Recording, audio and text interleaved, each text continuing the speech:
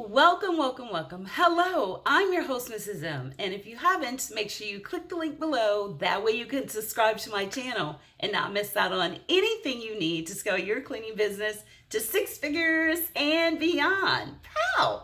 So in today's video, I'm going to take my time to go into 5 reasons right now you are not getting cleaning contracts. 5 reasons. So I'm going to do a little bit of a training and go into great detail with each one of them. So that way the goal is to make sure that you check off to see where you fall, take the information, work what works well for you, get rid of what doesn't. But the goal is for you to check and make sure that you are doing at least mindful of all of these. So you ready? Let's go. So the first reason is inadequate training.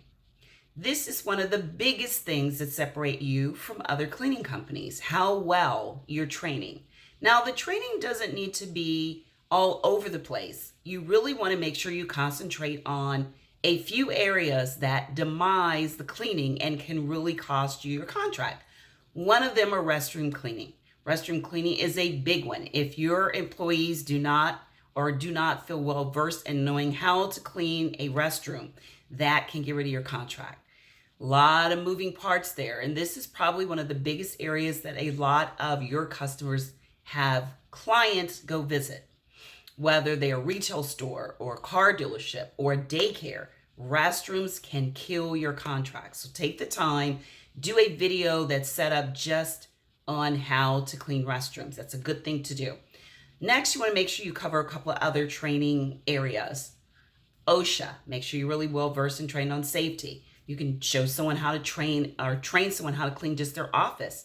The other thing you want to make sure is like bloodborne pathogens, hazmat training. And of course, you want to look at being trained in green cleaning. Make sure the people that are working for you understand green clean.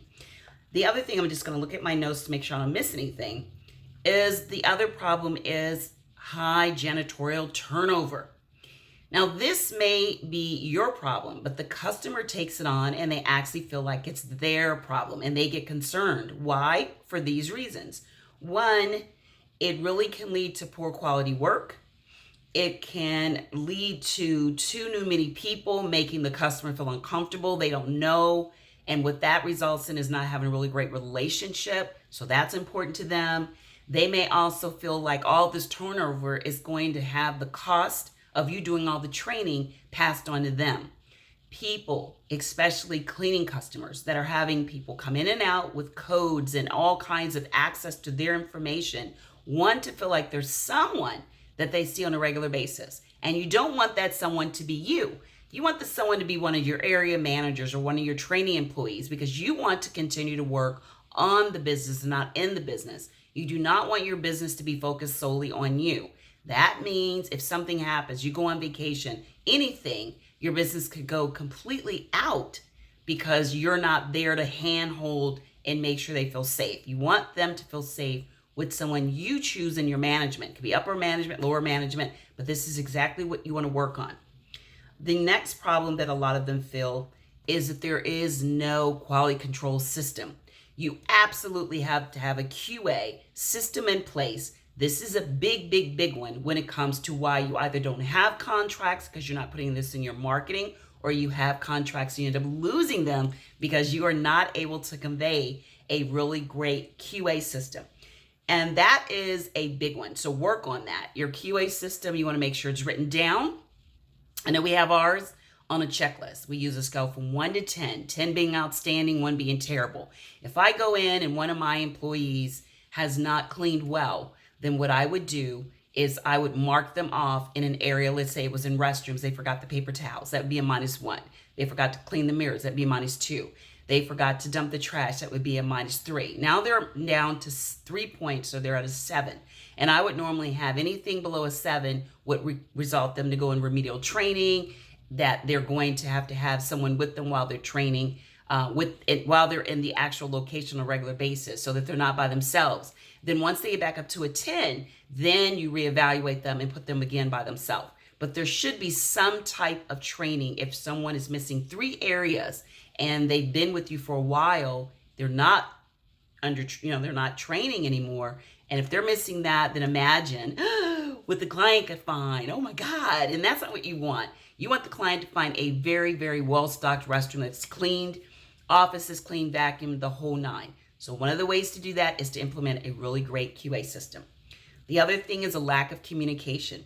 You'd be surprised how you're not communicating to your employees, or the customer is communicating directly to the employees and they're not conveying that message to you. But whatever you do, you want to make sure that there is some great communication there. Very, very important. A lack of communication can lose an account. If they're letting you know that they're not happy with something verbally, make sure you have a system. And I'm going to go back to that word often, a system.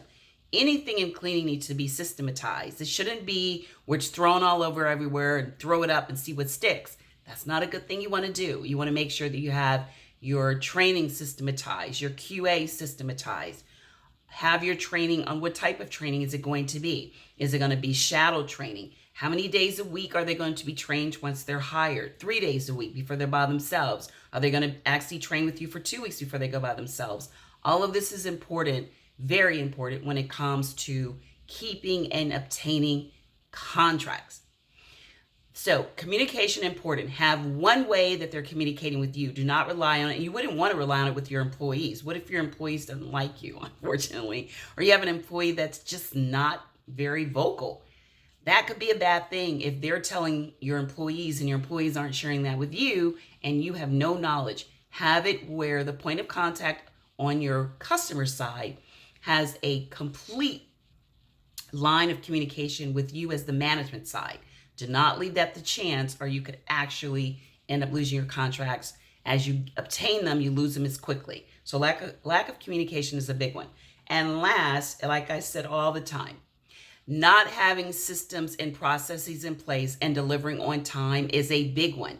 Make sure that you have your systems for every single thing you do. And a system is just a way of doing something without you having to be there to make sure it's done.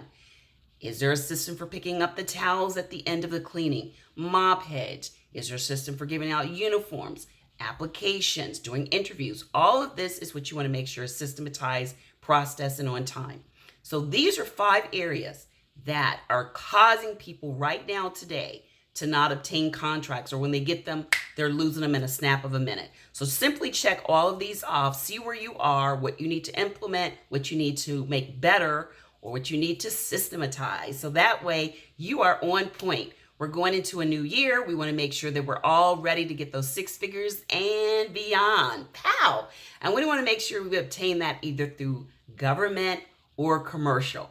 And if you're interested in government cleaning contracts, then make sure you come to my masterclass, my free masterclass, where I'm going to tell you what you need to do, even if you're just getting started. You have never cleaned anything before and you're ready to go into government cleaning contracts, then guess what? Come to the free masterclass. I'm going to give you everything you need to do no bidding. That's absolutely correct. You don't have to bid. You don't have to worry about any bidding, proposals, any of that. I'm going to give you what you need to do to actually win, no bids. And I'm also going to show you how to set up your system for winning bids. So you get the best of both.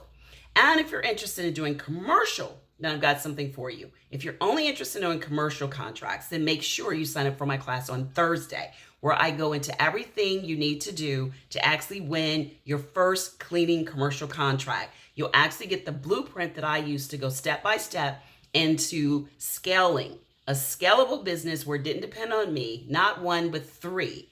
And that is something that I want to stay to the end. I actually have 2 master classes, 1 for government and 1 for commercial. Both of those will get you to what? 6 figures and beyond. Pow! So make sure you click the link in the description. Both of the master classes will be there.